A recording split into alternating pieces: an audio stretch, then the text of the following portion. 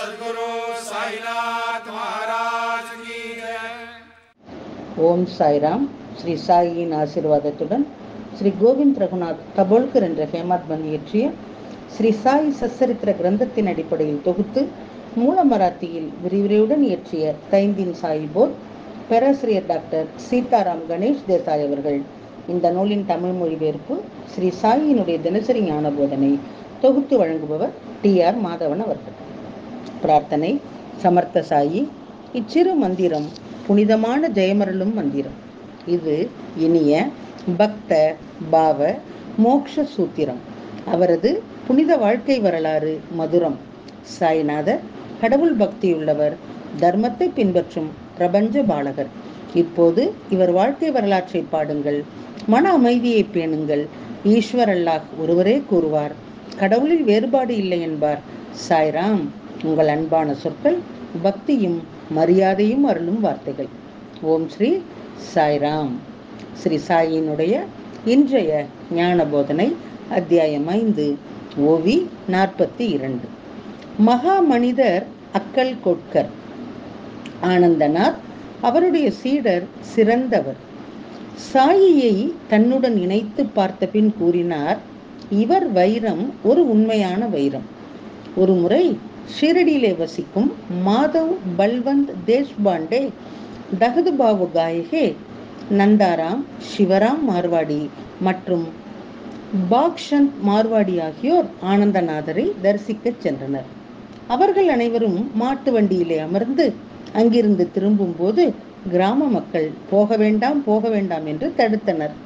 ஆனால் ஆனந்தநாத் மகாராஜ் தானும் ஓடி வந்து அந்த மாட்டு வண்டியிலே அவர்களோடு ஒன்றாக அமர்ந்து ஷிரடிக்கு சென்றனர்.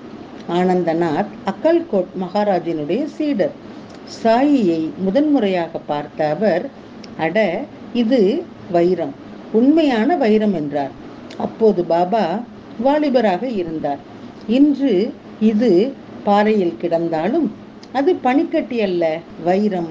என் வார்த்தைகளை நினைவில் வையுங்கள், என் வார்த்தைகள் பின்னாளில் நினைவுக்கு வரும் என்று ஆனந்தநாத் சொல்லிக் கொண்டிருந்தார். அப்படி வரச் சொல்லிவிட்டு ஆனந்தநாத் ஏவேலாவுக்கு திரும்பிச் சென்றார். அந்த சிறு வயதிலே பாபாவினுடைய தலையிலே இருந்த முடி பெரும் சுமையாக இருந்தது. அவர் முடியை வெட்டவே இல்லை. மல்யுத்த வீரர் போல உடை அணிந்திருந்தார்.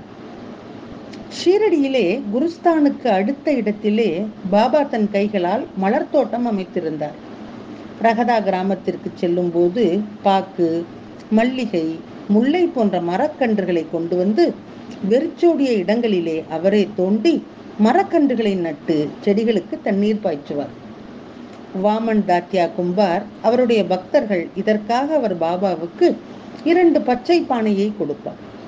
பாபா வேலியிலே கட்டப்பட்ட தொட்டியில் இருந்து தோளிலே தண்ணீர் கொண்டு வந்து பூக்களிலே ஊற்றுவார். சூரியன் மறைந்ததும் பானைகளை எடுத்து எலுமிச்சை மரத்தின் கீழே வைப்பார். அதை பார்த்தவுடன் அது அங்கேயே வெடித்து உடைந்து விடும். மறுநாள் காலை தாத்யா அவருக்காக இன்னொரு பச்சை மண்பானைகளை கொண்டு வந்து தருவார். எரிந்தால் அது உயிருடன் இருக்கும். ஆனால் பாபா ஒரு பச்சை பானையை விரும்பினார். ஸ்ரீ சாயிநாதரின் பாதத்தில் சரணடைய வரும் பக்தர்களுக்கு அது ஸ்ரீ பாபாவினுடைய பூந்தோட்டம். ஓம் ஸ்ரீ சாய்ராம். ஸ்ரீ சாயினுடைய தினசரி ஞான போதனை அடுத்த தொடரிலே கேட்போம். சாயை பணிவோம். சாந்தி நிலவட்டும். ஓம் சாய்ராம். श्री सच्चिदानंद सद्गुरु साईनाथ महाराज की जय।